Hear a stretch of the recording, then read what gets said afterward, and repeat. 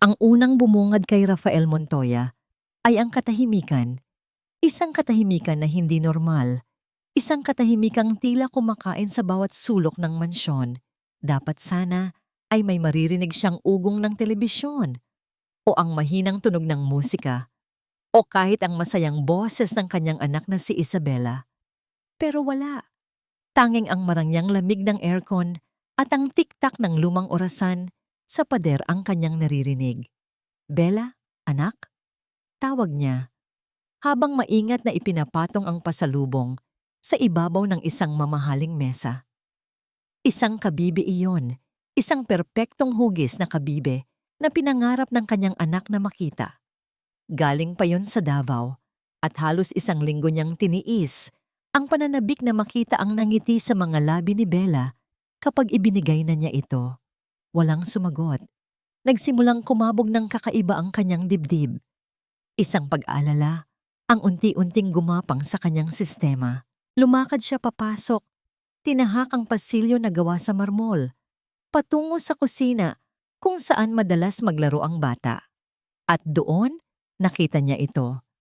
Hindi ang masayang eksena na kanyang inaasahan, hindi ang anak na tatakbo para salubungin siya ng isang mahigpit na yakap.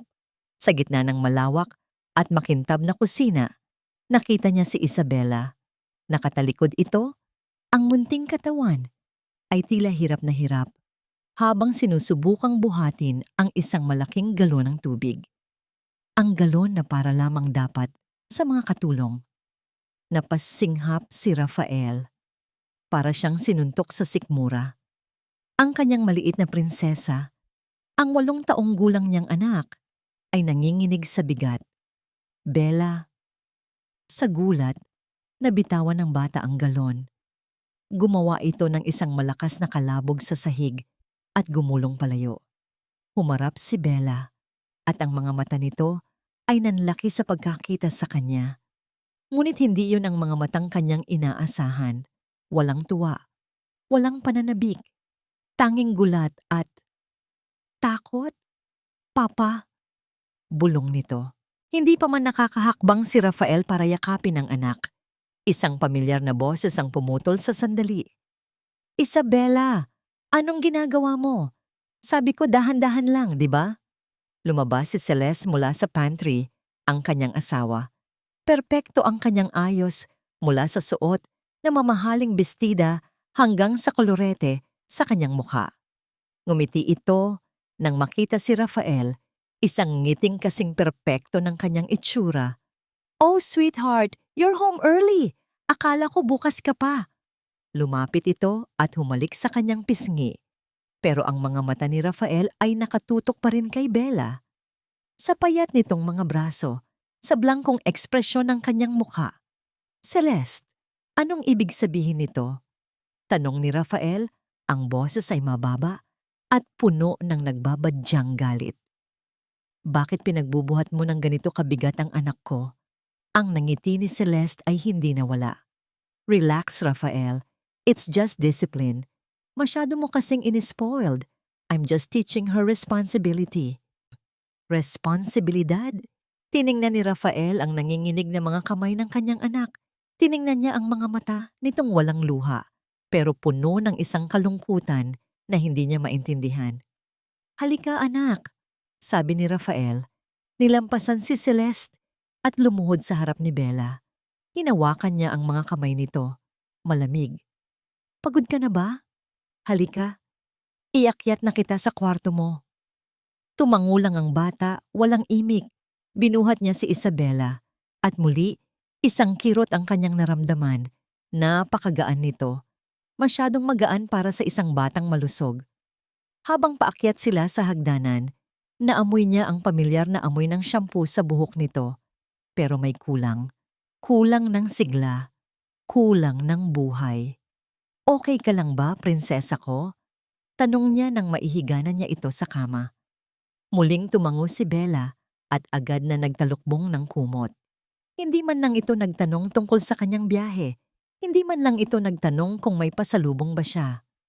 Bumalik si Rafael sa ibaba, ang isip ay gulong-gulo. Naabutan niya si Celeste sa sala, Kalmadong nagbabasa ng isang magazine. "We need to talk," seryosong sabi ni Rafael. Itinupi ni Celeste ang magazine at tiningnan siya. "About what? About me teaching your daughter a little hard work? Rafael, kailangan niya yan. Palagi kang wala. Ako ang nag-aalaga sa kanya. I know what's best for her." Ang pagbuhatin siya ng galon ng tubig ang best para sa kanya? Hindi makapaniwalang tanong ni Rafael. Nasaan si Aling Mercy? Nasaan ang ibang mga katulong? Trabaho nila yon. Nag-resign na si Aling Mercy. Matanda na. Kaswal na sagot ni Celeste. At pinag-day off ko ang iba. Kailangan din nilang magpahinga. May mali. Alam ni Rafael na may mali. Pero pagod siya mula sa biyahe at ayaw muna niyang makipagtalo. Pumanik siyang muli para tingnan si Bella. Natutulog na ito pero hindi mapakali. Dahan-dahan siyang umupo sa gilid ng kama. Hinawi niya ang ilang hibla ng buhok na tumatakip sa mukha nito. Mahal na mahal niya ang batang ito. Higit pa sa kanyang buhay. Siya na lang ang natitirang alaala ng kanyang yumaong asawa. Napansin niya ang manggas ng pajama ni Bella na bahagyang umangat. At sa ilalim ng dim na ilaw, mula sa lampshade, may nakita siyang isang bagay na nagpatigil sa paghinga niya. Isang munting pasa. Bilog at may kulay lila. Automatikong hinila ng natutulog na bata ang kanyang kamay at ibinaba ang manggas. Tila isang reflex na kahit sa pagtulog ay ginagawa. Naramdaman ni Rafael ang pag-init ng kanyang mga kamao. Isang apoy ang biglang nagliyab sa kanyang dibdib. Ang paliwanag ni Celeste tungkol sa disiplina ay biglang nagkaroon ng mas madilim at mas masamang kahulugan. Ang mansyon na ito ay hindi na isang tahanan. Isa na itong lugar na puno ng mga lihim. At sa kauna-unahang pagkakataon, natakot si Rafael. Natakot siya para sa sarili niyang anak, sa loob ng sarili niyang pamamahay. Kinabukasan, nagising si Rafael na may bigat sa kanyang dibdib. Ang imahe ng pasa sa braso ni Bella at ang blangko nitong mga mata ay hindi siya pinatulog buong gabi. Nagpasya siyang huwag munang pumasok sa opisina. Gagawa na lang siya ng dahilan. Kailangan niyang manatili. Kailangan niyang magmasid. Ang almusal ay isang pagtatanghal ng perpektong pamilya. Nakahain ang masasarap na pagkain. Si Celeste ay nakangiti, naglalagay ng pagkain sa plato ni Rafael, nagtatanong tungkol sa kanyang biyahe sa Davao na para bang walang nangyari kagabi. Pero ang mga mata ni Rafael ay nasa anak niya. Napansin niyang kakaunti lang ang kanin at ulam sa plato ni Bella. At bawat subo, tila may pag-aalinlangan. Bago isubo ang pagkain, ang mga mata nito ay pasimpleng sumusulyap kay Celeste na para bang naghihintay ng permiso. "Kumain ka pa, anak," sabi ni Celeste sa isang matamis na boses. "Baka sabihin ng papa mo ay pinapagutom kita." Naramdaman ni Rafael ang panunuya sa likod ng mga salitang yon. Isang pagbabanta na nakabalot sa pag-aalala. Ngumiti lang si Rafael, isang pilit na ngiti. "Oo nga, anak. Kumain ka pa. Namiss ko ang pagsabayan kang kumain." Pinilit ni Bella na ngumiti pabalik pero hindi umabot sa kanyang mga mata. Buong umaga sinundan ni Rafael ng tingin ng kanyang anak. Nakaupo lang ito sa sofa, nanonood ng cartoons, pero hindi tumatawa. Walang kagalakan. Naalala niya dati, noong si Aling Mercy pa ang kasama nila. Ang buong bahay ay puno ng tawa ni Bella. Sila ni Aling Mercy ay maglalaro ng kung ano-ano, magbabasa ng libro, maghahabulan sa hardin. Si Aling Mercy. "Celeste?" tanong ni Rafael. Sinikap na maging kaswal ang tono. Ano nga palang nangyari kay Aling Mercy? Biglaan yata ang pag-resign niya. Tumingin si Celeste mula sa kanyang cellphone. Ganon talaga, Rafael. Tumawag na lang siya isang araw. Sabi pagod na raw siya at gusto nang umuwi sa probinsya. Matanda na rin kasi. We should be happy for her. May kung anong hindi tama sa kwento. Kilala niya si Aling Mercy. Itinuring nitong apo si Bella. Hindi ito aalis nang walang paalam sa bata. Hapon na nang makahanap si Rafael ng pagkakataon. Umalis si Celeste para sa isang meeting ng kanyang charity club. Si Bella naman ay umakyat para magpahinga sa kanyang kwarto. Dahan-dahang pumasok si Rafael sa silid ng anak. Maayos ang lahat. Masyadong maayos. Ang mga laruan ay nakasalansan sa isang sulok, hindi ginalaw. Ang mga libro ay nakahilera sa estante. Ang buong kwarto ay parang isang museum, hindi silid ng isang bata. Lumapit siya sa maliit na study table nito. Nakita niya ang school bag ni Bella. Dinala niya ito pauwi mula sa Davao at ngayon niya lang naalala na hindi pa niya naibibigay. Kinuha niya ang bag para sana ilagay ang kabibe sa loob. At doon niya napansin isang maliit na zipper sa likod ng bag sa may tapat ng padding. Halos hindi ito kapansin-pansin. Dahil sa pagkausyoso, binuksan niya ito. Sa loob, may nakasiksik na mga papel. Hindi mga drawing, hindi mga assignment, mga maliliit na piraso ng papel na maingat na tiniklop. Nagsimulang bumilis ang tibok ng kanyang puso. Kinuha niya ang isa at binuksan. Ang sulat ay pabilog. Sulat ng isang bata na nagsisimula pa lang matuto. Dear Diary, basa niya sa isip. Gutom na po ako. Parang may pumigas sa kanyang puso. Kumuha siya ng isa pa. Sana umuwi na si Papa. Naramdaman niya ang pag-init ng kanyang mga mata. Bawat papel na kanyang binubuksan ay tila isang saksak sa kanyang kaluluwa. Pinagalitan po ako ni Tita Celeste. Masakit po ang braso ko. Miss ko na po si Nanay Mercy. At ang huli, ang papel na tuluyang dumurog sa kanya. Ang papel na nagpabagsak sa kanyang mga tuhod. Huwag sabihin kay Papa. Busy po siya. Ayoko pong maging pabigat. Napayo ko si Rafael. Hindi niya napigilan ang isang butil ng luha na pumatak sa papel. Ang sakit. Isang sakit na hindi niya kailanman naramdaman. Ang anak niya, ang munti niyang prinsesa, ay nag-iisa sa kanyang pagdurusa. At ang mas masakit, iniisip nitong pababayaan niya ito dahil sa kanyang trabaho. Pinagsisihan niya ang bawat business trip, ang bawat overtime sa opisina, ang bawat sandali na wala siya sa tabi nito. Niyakap niya ang mga piraso ng papel na yon. Ito ang katotohanan. Ang katotohanang pilit tinatago ng mga pader ng mansyon. Bigla, may narinig siyang yabag ng mga paa papalapit sa kwarto. Si Celeste. Dali-dali, sa nanginginig na mga kamay, isinilid niya ang mga papel sa kanyang bulsa. Tumayo siya, pinunasan ang kanyang mga mata, at huminga ng malalim. Hindi na siya ang Rafael na umuwi kahapon. Ang pagiging abala niya ang lumikha ng dilim na ito. Ngayon, siya na mismo ang gagawa ng liwanag. Alam na niya ang kailangan niyang gawin. Hindi na siya pwedeng manahimik. Gabi na nang harapin ni Rafael si Celeste, hinintay niya itong makabalik mula sa kung saang sosyal na pagtitipon niyon nanggaling. Hinintay niya itong matapos sa kanyang ritual sa harap ng salamin, ang pag-alis ng mamahaling alahas, ang pagpahid ng cream sa mukha. Bawat kilos nito ay kalmado, elegante, at puno ng kasinungalingan. Nakatayo lang si Rafael malapit sa bintana ng kanilang malawak na kwarto, hawak sa likod ang mga kamay kung saan nakatago ang mga piraso ng papel. Ang bigat ng mga salita sa papel ay parang bigat ng buong mundo sa kanyang mga palad. Kumusta ang meeting mo? Tanong niya. Ang boses ay walang emosyon na lalong nagbigay ng tensyon sa hangin. Okay lang. The usual. Sagot ni Celeste, hindi man lang lumilingon mula sa salamin.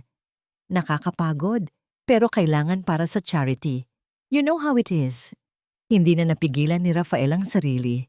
Lumakad siya papalapit sa kama at isa-isang inilapag ang mga lukot na papel sa ibabaw ng mamahaling silk na kumot. Gutom na po ako. Basa niya sa unang papel. Ang boses ay nanginginig sa pinipigilang galit.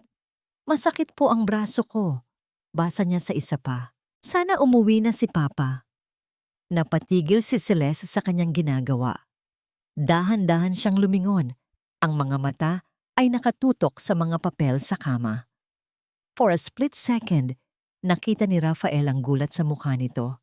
Ngunit mabilis itong nawala at napalitan ng isang bagay na mas nakakakilabot. Isang ngiti, isang malamig, mapang-asar ng ngiti. So, the little princess has been writing novels, sabi nito. Tumayo at lumakad papalapit sa kama na parabang walang pakialam. Huwag mong subukang itanggi, Celeste, mariing sabi ni Rafael. Nakita ko ang pasa, naramdaman ko ang takot niya, at nabasa ko ang lahat ng ito. Anong ginawa mo sa anak ko? Humalakhak si Celeste, isang halakhak na hindi masaya, isang halakhak na puno ng lason. Ang ginawa ko? Tinuturuan ko lang siya ng leksyon ni Rafael. Isang leksyon na hindi mo kayang ituro dahil palagi kang wala. Ang mga salita ay tumama kay Rafael. Kay Rafael na parang sampal. Pinalaki ako sa hirap, Rafael. Patuloy ni Celeste. Ang boses ay nagbago, naging matalas at puno ng hinanakit. Alam ko ang pakiramdam ng magutom. Alam ko ang pakiramdam ng mapagod. Ang anak mo? Lumaki siya na may kutsarang ginto sa bibig. Masyado siyang mahina. Masyado siyang iyakin. Ginagawa ko lang siyang matatag. Sa pamamagitan ng pananakit? Sa pamamagitan ng pagpapagutom? Hindi makapaniwalang sigaw ni Rafael. At nasaan ka habang ginagawa ko yon? Ganti ni Celeste. Idinuro siya. Nasa Davao, nasa Cebu, nasa kung saan saang business meeting. Huwag kang umarte na para kang perpektong ama. Dahil ang totoo, wala kang alam sa nangyayari sa loob ng bahay na ito. Natahimik si Rafael dahil may katotohanan sa sinabi nito. Ang kasalanan ay gumapang sa kanyang dibdib, ngunit mabilis itong natabunan ng nag-aalab na galit. Tapos na yon, sabi niya. Ang boses ay desidido. Simula ngayon, hindi na ako aalis sa tabi niya. At ikaw, tiningnan niya si Celeste ng may pandidiri. Lalayo ka sa kanya. Muling tumawa si Celeste. Mas malakas ngayon. Talaga? Sa tingin mo ganun lang kadali yon? Rafael, ako ang asawa mo. Ako ang ina niya sa mata ng lahat. Sino sa tingin mo ang paniniwalaan nila? Ikaw ang amang laging wala? O ako, ang martir na stepmother na ginagawa ang lahat para sa isang problem child? Nanlaki ang mga mata ni Rafael. Anong sinasabi mo? Oh, madali lang yan. Sabi ni Celeste, ang nangiti ay parang sa isang demonyo. Isang tawag lang sa mga kaibigan ko sa press. Isang kwento tungkol sa isang batang mahirap kontrolin na may tendensyang saktan ang sarili. Isang kwento tungkol sa isang ama na dahil sa kalungkutan, sa pagkamatay ng unang asawa, ay nagiging unstable. Napakagandang drama, hindi ba? Sa sandaling iyon, habang tinitingnan niya ang babaeng nasa harap niya, napagtanto ni Rafael ang isang katotohanang sumira sa kanyang mundo. Ang babaeng pinakasalan niya, ang babaeng pinagkatiwalaan niya sa kanyang anak, ay hindi kailanman umiral. Isang ilusyon lang pala iyon. Ang nakatayo sa harap niya ay isang halimaw. Isang halimaw na nakatira sa kanyang bahay, natutulog sa kanyang kama. Lumapit si Celeste. Ang boses ay bumalik sa pagiging malambing. Ngunit ngayon ay may kasama na itong lamig na tumatagos sa buto. Kaya pumili ka, Rafael, bulong nito. Ang karera mo, ang pangalan ng pamilyang ito, o yang batang walang utang na loob na yan? Walang sigawang naganap kina Rafael at Celeste kinabukasan. Ang digmaan ay hindi idinaan sa salita, kundi sa isang nakabibinging katahimikan. Ngumiti si Rafael sa almusal, nagpaalam siyang pupunta sa opisina. Ngunit sa likod ng bawat kilos ay may plano. Nang umalis si Celeste para sa kanyang yoga session, mabilis na kumilos si Rafael. Anak, magbihis ka. Mahinahon niyang sabi kay Bella na nakaupo lang sa sala. May pupuntahan tayo. Saan po, Papa? Tanong ng bata. May bakas ng kaba sa boses. Sa bookstore, sagot ni Rafael. Isang kasinungalingang madaling paniwalaan. Bibili tayo ng maraming libro at kahit anong laruan na gusto mo. Isang munting kislap ang lumitaw sa mga mata ni Bella.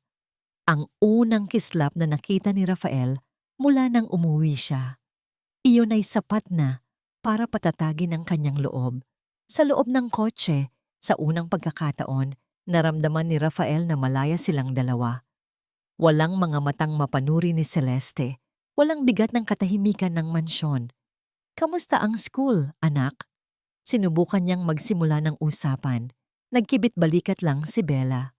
Okay lang po. May mga kaibigan ka ba? Umiling ito. Bawat sagot ay tila isang pader na humaharang sa kanya. Pero hindi sumuko si Rafael. Nagpatugtog siya ng mga pambatang kanta. Kinwentuhan niya ito tungkol sa kabibing dala niya. At dahan-dahan, naramdaman niyang bahagyang nag-relax ang bata sa kanyang tabi.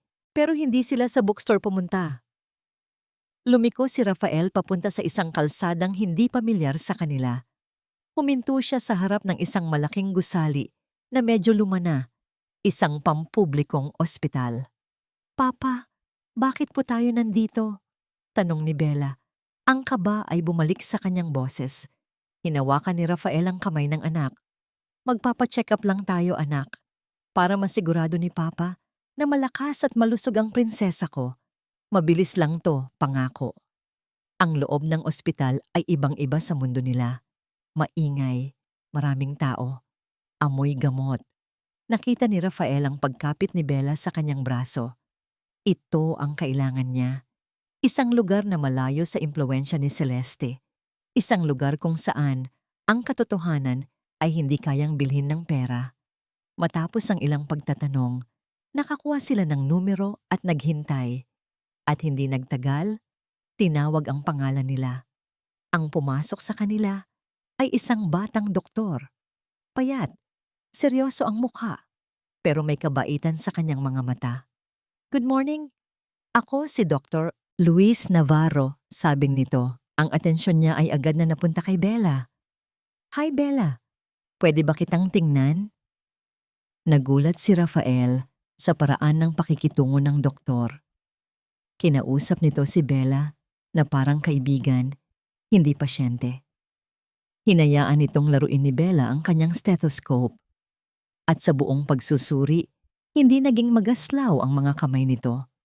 Nang kunin na niya ang blood pressure at timbang ni Bella, nakita ni Rafael ang pagkunot ng noo ni Dr. Navarro.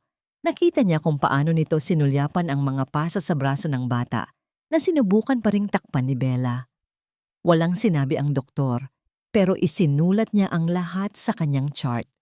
Matapos ang pagsusuri, pinalabas muna ni Dr. Navarro si Bella kasama ang isang nurse para bigyan daw ng stickers.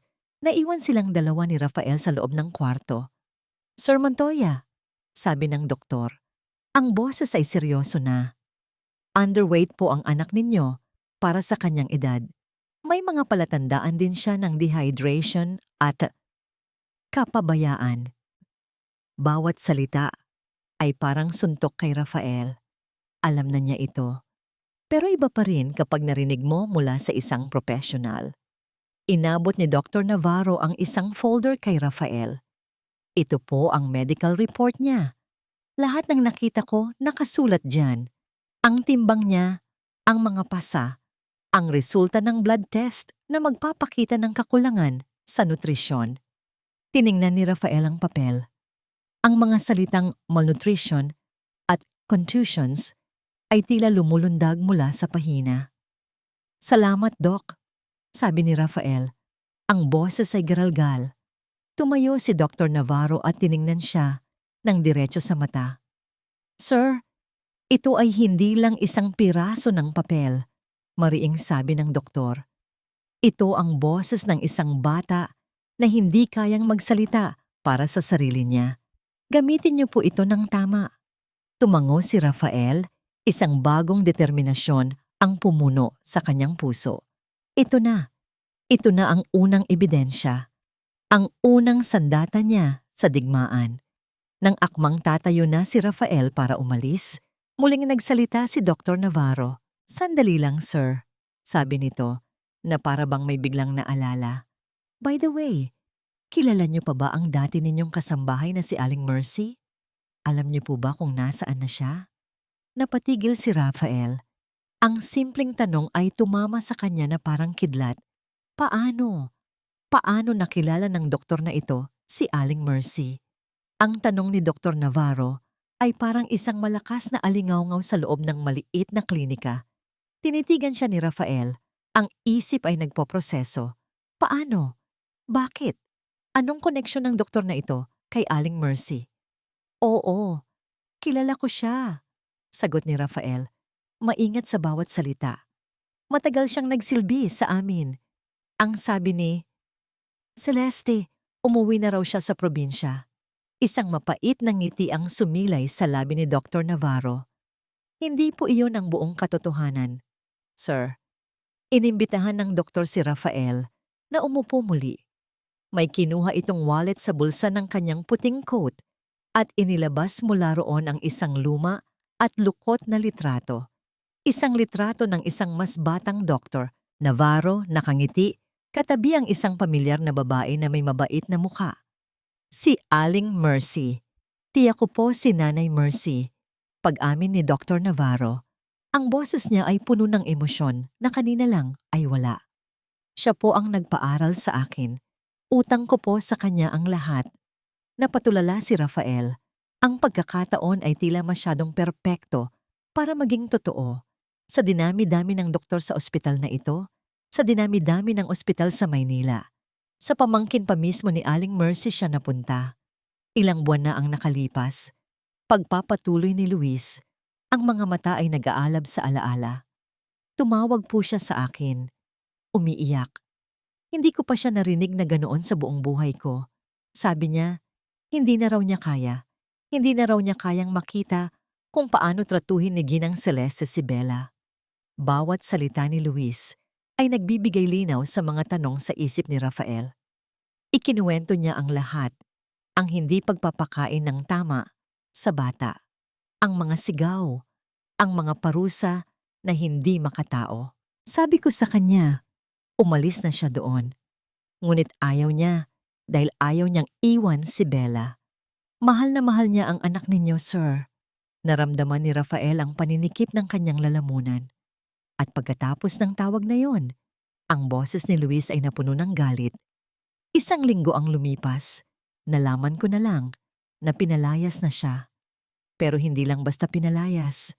Huminga ng malalim si Luis, tila nanginginig sa galit. Pinaratangan siya ni Ginang Celeste na nagnakaw ng isang diamond necklace, isang kwintas na nagkakahalaga ng ₱250,000. Tumawag pa ng pulis si Ginang Celeste. Pinahiya niya ang tiyak ko sa harap ng ibang mga kasambahay. Ginawa niya iyon para siguraduhing walang sinuman ang maniniwala sa anumang sasabihin ng tiyak ko laban sa kanya. Sino nga naman ang maniniwala sa isang magnanakaw? Parang binuhusan ng malamig na tubig si Rafael. Ang kasamaan, ang kalkuladong kasamaan ni Celeste ay higit pa sa kanyang inaakala. Hindi lang niya sinaktan si Bella. Sinira niya ang buhay at dignidad ng isang matandang babae na walang ginawa kundi ang magmahal at mag-alaga. Ngayon, naiintindihan na ni Rafael ang pag-aalaga ni Dr. Navarro kay Bella kanina. Ang mga tanong niya, hindi ito nagkataon lang. Nasaan siya ngayon? Tanong ni Rafael, ang boses ay desidido. Nagtatago po siya sa Batangas, sagot ni Luis. Sa isang maliit na baryo, takot na takot po siya. Ang buong akala niya ay ipapakulong siya ni Ginang Celeste. Sinira ng asawa ninyo, hindi lang ang pangalan niya, kundi pati ang kanyang loob. Tumayo si Rafael. Ang medical report sa kanyang kamay ay hindi na lang isang piraso ng papel. Ang kwento ni Luis ay hindi na lang isang kwento. Ito na ang mga piraso ng puzzle na bubuo sa katotohanan. Kailangan nating puntahan siya, sabi ni Rafael. Ang boses ay matatag. Kailangan kong marinig mula sa kanya mismo. Kailangan siyang maprotektahan at kailangan nating ibalik ang dignidad na ninakaw sa kanya. Tumingin si Dr. Luis Navarro sa kanya at sa unang pagkakataon, nakita ni Rafael ang pag-asa sa mga mata nito. Hindi na lang siya ang pamangkin ng isang biktima. Ngayon, isa na siyang kakampi. Sasama po ako sa inyo, sir, sabi ni Luis. Pero kailangan nating mag-ingat. Ang tiyak ko, basag na po ang kanyang tiwala sa mga tao. At alam kong gagawin ni Ginang Celeste ang lahat para hindi na siya mahanap pa. Tumango si Rafael. Alam niya ang panganib. Ngunit ngayon, hindi na siya nag-iisa sa laban na ito. Ang paghahanap kay Aling Mercy ay hindi na lang para makakuha ng testigo. Ito ay para sa hustisya. Hustisya para kay Bella at hustisya para sa babaeng itinuring itong sariling apo. Naramdaman ni Celeste ang pagbabago sa hangin.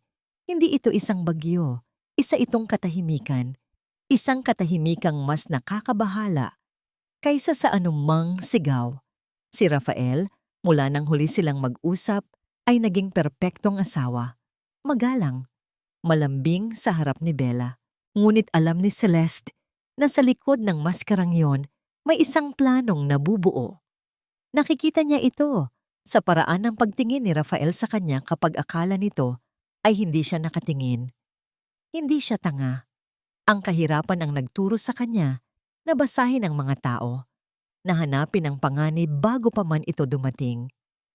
At si Rafael ay isang malinaw na panganib. Kaya bago pa man siya masugatan, uunahin na niya. Kinabukasan, habang nasa opisina si Rafael, pumasok si Celeste sa kanyang sariling home office. Ang kwartong yon, ang kanyang kaharian. Malinis, organisado, at walang bahid ng anumang gulo. Umupo siya sa kanyang mamahaling silya at sinimulan ang kanyang mga tawag. Una niyang tinawagan si Daphne, isang sikat na society columnist.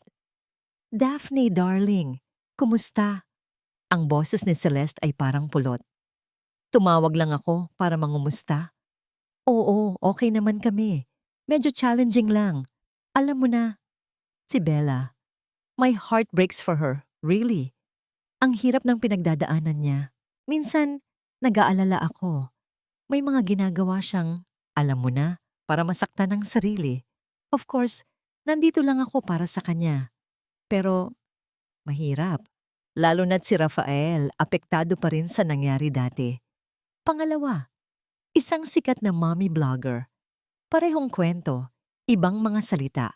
Puno ng pag-aalala, puno ng pagpapakasakit. "Hindi ko alam kung anong gagawin ko," sabi niya sa blogger. Ang boses ay nagkukunwaring nanginginig. "Ginagawa ko ang lahat, pero paano ko tutulungan ang isang bata na ayaw tulungan ang sarili niya?" Nagtanim siya ng mga binhi ng duda, mga binhi na alam niyang mabilis na tutubo sa matabang lupa ng tsismis. Nang gabi ring iyon, may isang maliit na charity auction sa bahay nila. Ito ang kanyang entablado. Sa harap ng mga mayayamang kaibigan, habang hawak ang isang kopita ng champagne, nagbigay siya ng isang maikling talumpati. "Maraming salamat sa pagdating ninyo," sabi niya. Ang mga mata ay nagsisimulang mamasa-masa. "Ang suporta ninyo ay napakahalaga, hindi lang para sa charity na ito, kundi para na rin sa pamilya ko. Sa mga panahong tulad nito, kung kailan sinusubok kami ng tadhana, ang pagkakaroon ng mga kaibigang tulad ninyo ang nagbibigay sa akin ng lakas." Isang babae ang lumapit sa kanya pagkatapos. "Celeste, are you okay? Narinig ko ang tungkol kay Bella." Ngumiti si Celeste, isang malungkot na ngiti. "Kakayanin namin. Kailangan ko lang maging matatag para sa kanilang dalawa." Kinabukasan, kinausap niya ang kanyang abogado, isang lalaking kasing talas at kasing lamig niya. "Gusto kong mag-file ng petition," sabi ni Celeste, direkta. "Psychological evaluation para kay Isabela Montoya at kung kinakailangan, isang temporary restraining order laban sa sarili niyang ama on grounds of emotional instability." Hindi nagulat ang abogado. Tumango lang ito. "May basihan ba tayo?" "Meron," sagot ni Celeste. "At kung wala, gagawa tayo." Nang gabing iyon, mag-isa sa kanyang kwarto, tiningnan ni Celeste ang kanilang wedding picture na nakapatong sa kanyang dresser. Si Rafael, nakangiti, puno ng tiwala at pagmamahal. Siya nakangiti, puno ng tagumpay. Para kay Rafael, ang kasal na ito ay pag-ibig. Para sa kanya, ito ay isang kontrata, isang pagtakas mula sa amoy ng putik at kahirapan na kanyang kinalakhan. Lahat ng meron siya ngayon, ang bahay na ito, ang mga alahas, ang pangalan, pinaghirapan niya, ipinaglaban niya, at hindi niya hahayaan ang isang hangal na lalaki at isang sirang bata na kunin ang lahat ng yon sa kanya. Mga walang malay na isinilang sa yaman, walang alam sa tunay na laban ng buhay. Habang iniisip niya ito, tumunog ang kanyang cellphone, isang numero na hindi nakasave sa contacts niya. "Hello? Ma'am Celeste?" Sabi ng isang magaspang na boses sa kabilang linya. Ito ang private investigator na kinuha niya. "May update po ako. Si Mr. Montoya po, hindi pumasok sa opisina kanina. Ang sasakyan niya ay namataan sa SLEX, papuntang south." "South? Saan?" tanong ni Celeste. Ang mga mata ay kumikitid. "Batangas po ang direksyon niya, ma'am. At base sa impormasyon ko, may hinahanap siyang isang matandang babae. Pangalan daw po ay Mercy." Natahimik si Celeste.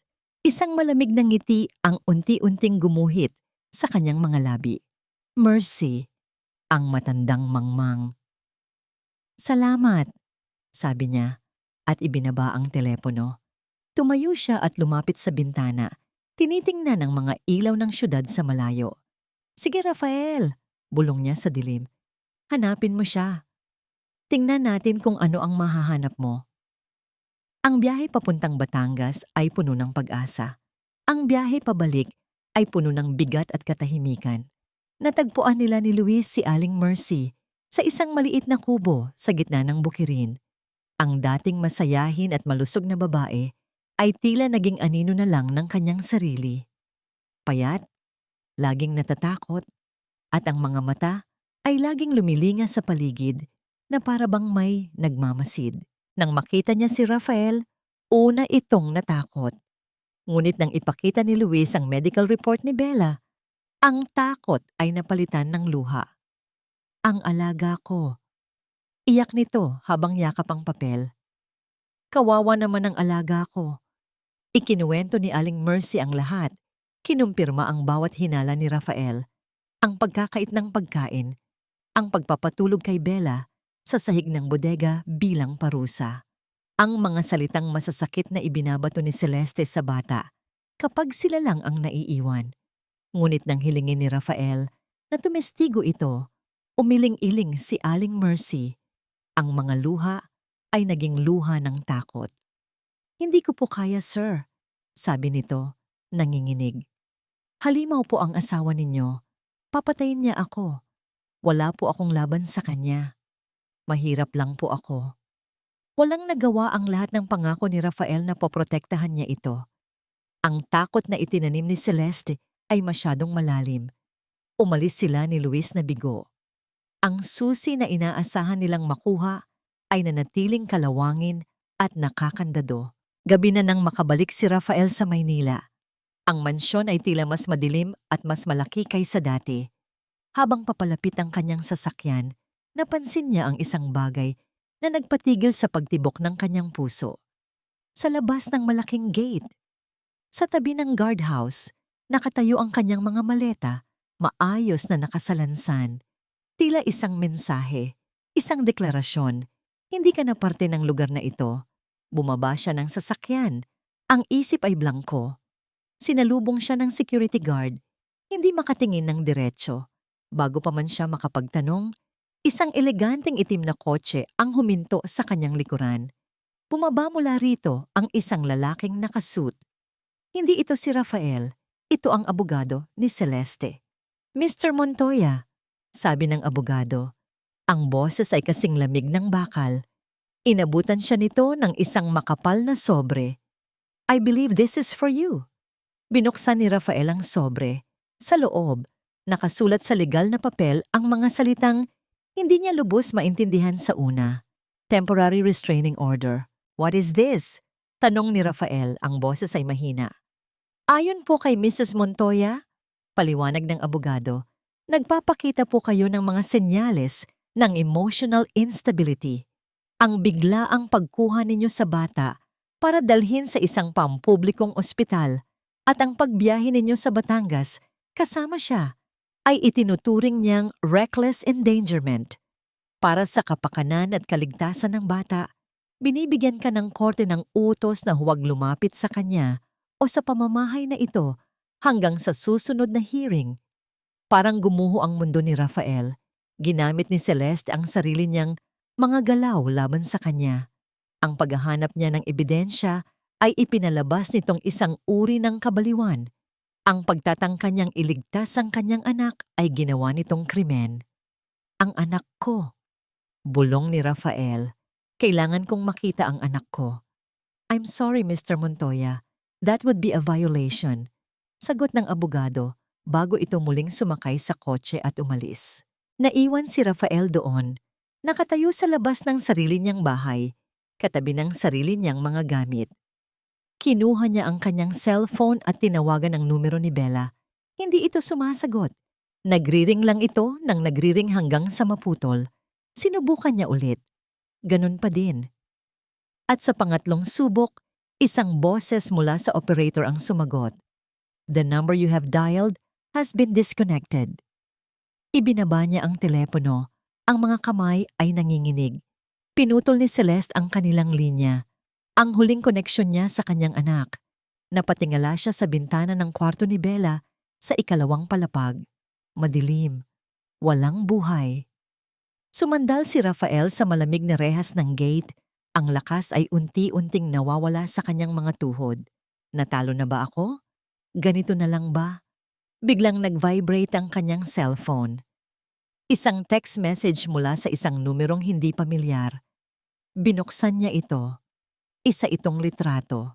Si Bella, nakaupo sa kanyang kama, nakatingin sa kawalan. Ang mukha nito ay walang emosyon. Ang mga mata ay blangko. Sa ilalim ng litrato, may isang maikling mensahe. Ito ang kahihinatnan ng paglaban sa akin. Ang mga sumunod na araw ay isang malaking dagat ng kawalan ng pag-asa para kay Rafael. Tumira siya sa isang malamig at impersonal na hotel room na papaligiran ng 4 na pader na tila sumisigaw ng kanyang pagkatalo.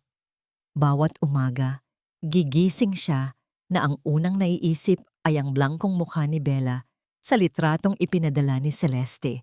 Bawat gabi, matutulog siya na dala-dala ang bigat ng kanyang kabiguan. Para siyang isang hari na pinalayas sa sariling kaharian, isang ama na pinagkaitan ng sariling anak. Tinitingnan niya ang kanyang cellphone bawat minuto, umaasa sa isang tawag o text na alam niyang hindi darating. Si Celeste ay nagtayo ng isang pader na bakal sa pagitan nila ni Bella at sa ngayon, ang pader na yon ay tila imposibleng gibain. Nasa gitna siya ng pagkalunod sa sariling awa nang makatanggap siya ng tawag mula sa kanyang abogado, si Attorney David. Rafael, kailangan nating magkita. Ngayon din, sabi ng abogado sa kabilang linya. May urgensya sa boses nito na pumukaw sa natutulog na diwa ni Rafael. Sa opisina ni Attorney David, isang tumpok ng mga dokumento ang nakalatag sa mesa. Mga bank statements, corporate records, credit card bills. Ang pag-iyak dyan sa sulok ay hindi makakatulong sa anak mo. Bungad ni Attorney David, walang paligoy-ligoy. Pero ito, baka sakali. Itinuro niya ang mga papel. Habang abala si Celeste sa pagpinta sa'yo bilang isang baliw na ama, naging abala rin ako. Sinunod ko ang kutob ko. Kung ang isang tao ay ganid sa kapangyarihan, kadalasan, ganid din yan sa pera. Sinimulang ipakita ni Attorney David ang mga transaksyon, mga withdrawal mula sa corporate account ng kumpanya ni Rafael na walang kaukulang resibo, mga bayarin sa credit card para sa mga designer bags, mga alahas, mga mamahaling bakasyon sa Europa. Lahat ay binayaran gamit ang pondo ng pamilya na para dapat sa negosyo at investments. Ang asawa mo, sabi ni Attorney David, ay hindi lang isang mapang-abusong madrasta, isa rin siyang magnanakaw. At meron tayong pruweba. Bawat resibo, bawat transaction, lahat nandito. Tinitigan ni Rafael ang mga numero. Bawat isa ay kumakatawan sa isang kasinungalingan. Habang ang anak niya ay nagugutom, si Celeste ay nagpapakasasa sa karangyaan gamit ang pera na pinaghirapan niya. Isang bagong uri ng galit ang umusbong sa puso ni Rafael. Hindi na ito ang galit ng isang nasasaktang ama. Ito na ang galit ng isang mandirigma. Isang maliit na liwanag ang nagsimulang tumagos sa kadiliman. Samantala, sa isang malayong baryo sa Batangas, isa pang liwanag ang nabubuo. Muling bumalik si Luis Navarro sa kanyang tiya Mercy. Ngunit sa pagkakataong ito, hindi na siya nakiusap. Umupo siya sa tabi ng matanda at walang imik na ipinakita ang litrato mula sa kanyang cellphone. Ang litrato ni Bella, nakaupo sa kama, na may blangkong mga mata. Napatitig si Aling Mercy sa screen. Ang kanyang paghinga ay tila huminto. Ang kanyang mga kamay ay nagsimulang manginig. Nakita niya sa mga matang yon ang parehong kalungkutan na sinubukan niyang pagaanin noon. Nakita niya ang bunga ng kanyang pananahimik. Kung mananahimik po tayo, tiya, mahinang sabi ni Luis, mabubuhay siya sa dilim na yan habang buhay. Isang hikbi ang kumawala mula kay Aling Mercy, pagkatapos ay isa pa, hanggang sa niyakap niya ang sarili at humagulgol ng walang tigil. Ang lahat ng takot na kinimkim niya ay gumuho, at ang natira na lang ay ang nag-uumapaw na pagmamahal para sa batang itinuring niyang apo. Pinunasan niya ang kanyang mga luha. Tumingin siya kay Luis, at sa unang pagkakataon, sa loob ng maraming buwan, ang kanyang mga mata ay nagkaroon ng determinasyon para kay Bella. Sabi niya, ang boses ay basag ngunit buo. Magsasalita ako.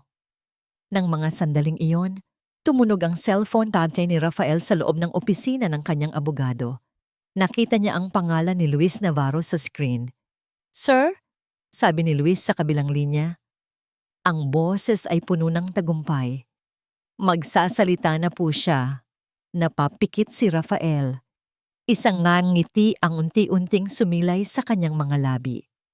Ang maliit na liwanag kanina ay naging isang nagliliyab na sulo. Ang pag-asa na minsan niyang inakalang patay na ay muling nabuhay. Tumingin siya kay Attorney David. Hindi lang natin babawiin ang custody, mariing sabi ng abogado na tila nabasa ang kanyang isip. Ilalabas natin ang lahat. Haharapin natin siya sa korte. May petsa na ang laban. At sa pagkakataong ito, handa na si Rafael. Ang courtroom ay malamig at tahimik. Isang lugar kung saan ang bawat bulong ay may bigat. Sa isang panig, nakaupo si Celeste kasama ang kanyang pangkat ng mga mamahaling abogado. Ang kanyang itsura ay perpekto. Isang simpleng puting bestida na nagpapahiwatig ng kawalang kasalanan. Ang kanyang buhok ay maayos na nakapusod. Ang kanyang mukha ay nagpapakita ng isang mahinahong kalungkutan. Siya ang larawan ng isang ina na nasasaktan, isang asawang nag-aalala, isang napakagaling na aktres sa kanyang pinakamahalagang pagganap. Sa kabilang panig, si Rafael. Katabi niya si Attorney David at si Luis. Ang kanyang suot ay simple lang. Ang kanyang mukha ay hindi nagpapakita ng galit, kundi determinasyon. Nagsimula ang hearing. Ang abogado ni Celeste ang unang nagsalita. Ipinipinta si Rafael bilang isang lalaking nawawala sa sarili, na ang mga aksyon ay naglalagay sa panganib sa sarili nitong anak. Ginamit nila ang pagpunta ni Rafael sa pampublikong ospital at sa Batangas bilang ebidensya ng kanyang pagiging pabaya at hindi matatag. Si Celeste mismo ang umupo sa witness stand. Ang kanyang mga luha ay tila totoo habang ikinukwento niya ang isang katang-isip na bersyon ng mga pangyayari. Mahal ko po si Isabela na parang tunay na anak. Sabi niya, ang boses ay nanginginig. Kaya po ako natakot para sa kanya. Ang gusto ko lang po ay protektahan siya. Kahit mula pa sa sarili niyang ama. Halos perpekto ang kanyang pagganap. Halos. Pagkatapos, oras na para sa panig ni Rafael. Ang unang testigo nila ay hindi si Rafael, kundi isang babaeng may edad na, simple ang pananamit, na dahan-dahang lumakad papunta sa witness stand, si Aling Mercy. Nang makita siya ni Celeste, sa isang saglit na wala ang kanyang composure, isang kislap ng gulat at galit ang dumaan sa kanyang mga mata, bago niya ito muling naitago sa likod ng kanyang maskara. Ang abogado ni Celeste ay agad na tumayo. Objection, Your Honor. Ang babaeng ito ay may criminal record ng pagnanakaw mula sa pamilya Montoya. Objection that was never proven, Your Honor. Kalmadong sagot ni Attorney David. Ang testigo ay hindi kailanman kinasuhan. Hayaan po nating magsalita siya. Pinayagan ng hukom. Sa una, nanginginig ang boses ni Aling Mercy. Ngunit habang nagsasalita siya, habang inaalala niya si Bella, ang kanyang boses ay lumakas. Ikinuwento niya ang lahat. Ang gutom, ang mga parusa, ang mga salitang masasakit. Bawat detalye ay parang isang patak ng asido na unti-unting tumutunaw sa imahe ni Celeste. Bakit hindi ka nagsalita noon? Tanong ng abogado ni Celeste. Sa cross-examination, ang boses ay puno ng pang-aasar. Hindi ba't dahil kasinungalingan lang ang lahat ng ito?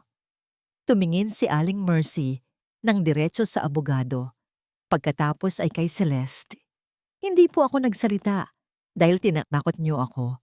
Pinaratangan na niyo akong magnanakaw. Sino po ang maniniwala sa isang katulad ko laban sa isang mayaman at makapangyarihang tulad niya? Ang katahimikan sa courtroom ay mas lalong bumigat. At pagkatapos, dumating ang huling suntok. Hindi na tinawag ni Attorney David si Rafael. Sa halip, iprinesenta niya ang isa pang tumpok ng ebidensya. Ang mga bank statements, ang mga corporate records. Your Honor, sabi ni Attorney David. Habang ang batang si Isabela Montoya ay nakakaranas ng malnutrisyon, si Ginang Celeste Montoya naman ay abala sa paggastos ng pera ng kumpanya para sa mga bagay na ito.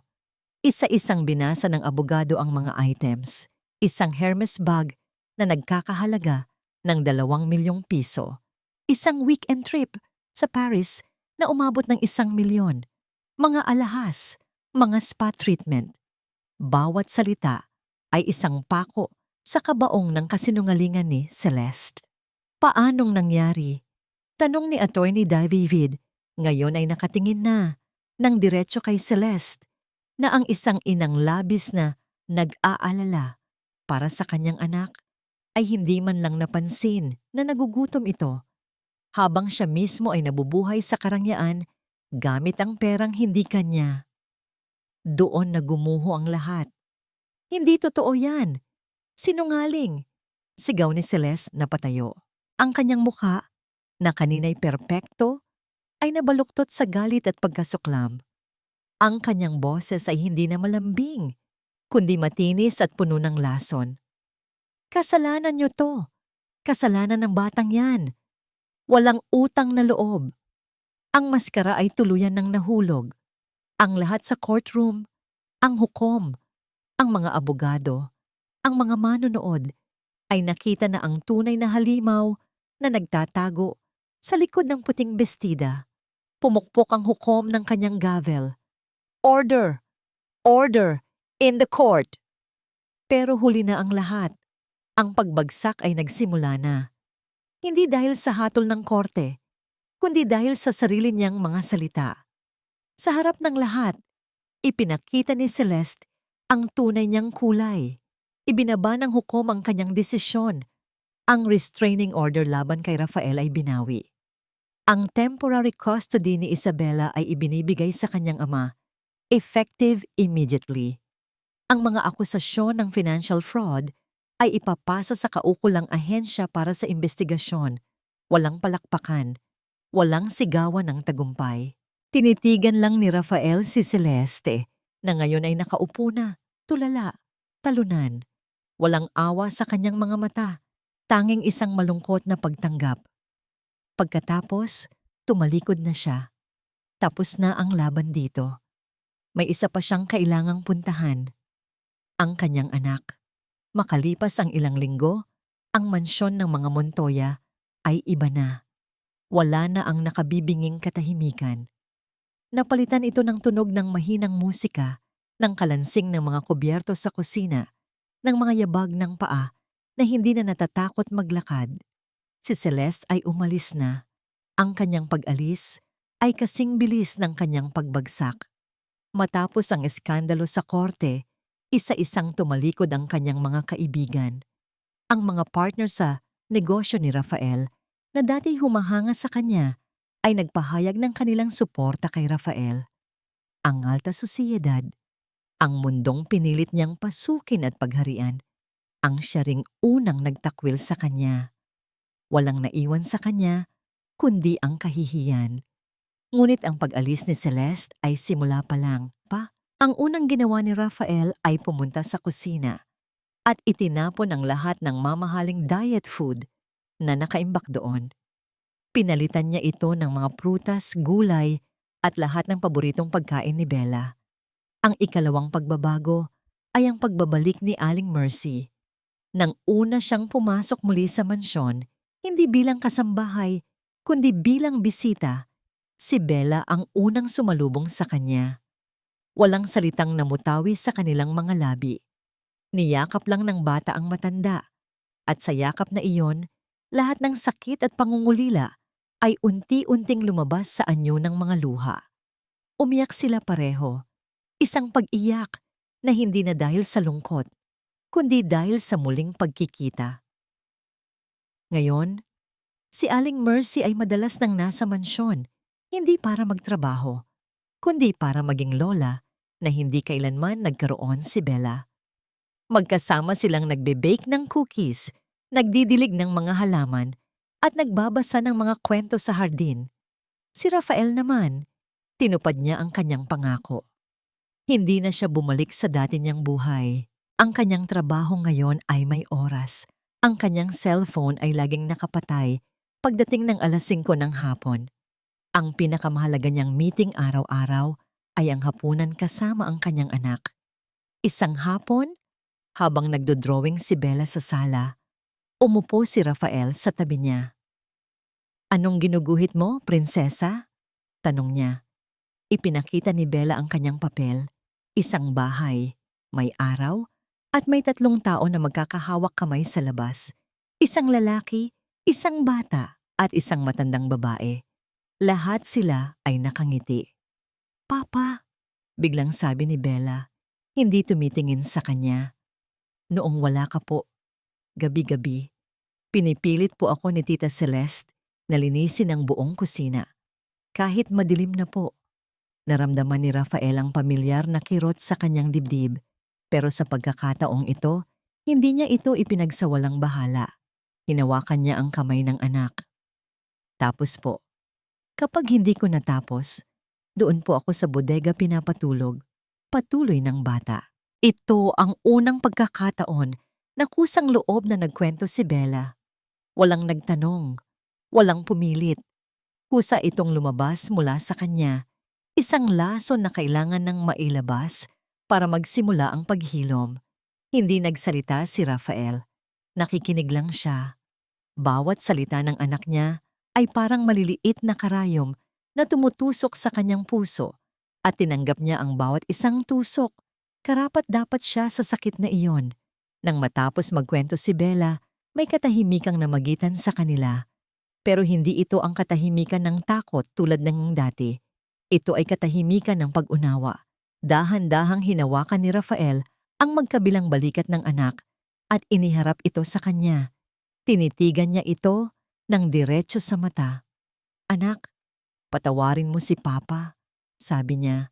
Ang boses ay puno ng pagsisisi. Umiling si Bella. "Pero Papa, hindi naman po kayo ang nanakit sa akin." "Patawarin mo ako," ulit ni Rafael. Naramdaman niya ang pag-init ng sariling mga mata. "Patawarin mo ako dahil wala ako sa tabi mo nung panahong pinakakailangan mo ako. Patawarin mo ako dahil sa sobrang pagiging abala ko. Hinayaan kong mangyari sa'yo ang lahat ng yon. Pangako anak, hinding-hindi na mauulit yon. Hinding-hindi na. Isang butil ng luha ang pumatak mula sa mata ni Bella. Ngunit kasunod nito ay isang ngiti. Isang tunay, maliwanag na ngiti. Ang unang tunay na ngiti na nakita ni Rafael sa kanya mula nang umuwi siya. Niyakap niya ng mahigpit ang kanyang ama at sa yakap na yon, naramdaman ni Rafael ang paghilom, hindi lang ng kanyang anak, kundi pati na rin ng kanyang sarili. Nang gabing iyon, magkasama silang tumayo sa balkonahe, pinapanood ang dahan-dahang paglubog ng araw sa likod ng mga gusali ng Makati. Ang hangin ay sariwa, at ang langit ay may kulay kahel at lila. Ang mansyon sa kanilang likuran ay ang parehong istruktura ng salamin at bakal. Ang mga muebles sa loob ay parehong mamahalin, ngunit ang pakiramdam ay ganap nang nagbago. Ang bahay na dating tahanan ng katahimikan ay mayroon ng mga bagong tunog. Ang halakhak ni Bella habang nagkukulitan sila ni Aling Mercy sa kusina. Ang tunog ng piano na muling tinutugtog ni Rafael. Ang kanilang mga boses na nag-uusap at nagtatawanan tuwing hapunan. Huminga ng malalim si Bella. Tila nilalanghap ang bagong kalayaan. Lumingon siya kay Rafael. Ang kanyang mga mata ay nagniningning sa ilaw ng papalubog na araw. "Papa," sabi niya, ang kanyang boses ay malinaw at matatag. "Ayoko na pong manahimik." Niyakap siya ni Rafael, mas mahigpit kaysa dati. Alam niyang mahaba pa ang daan tungo sa tuluyang paghilom. Ngunit sa sandaling iyon, habang magkayakap sila sa ilalim ng papalubog na araw, alam niyang nasa tamang landas na sila. Magkasama na sila ngayon at sa kanilang bagong tahanan, ang bawat boses, gaano man kaliit, ay may halaga na at palaging pakikinggan.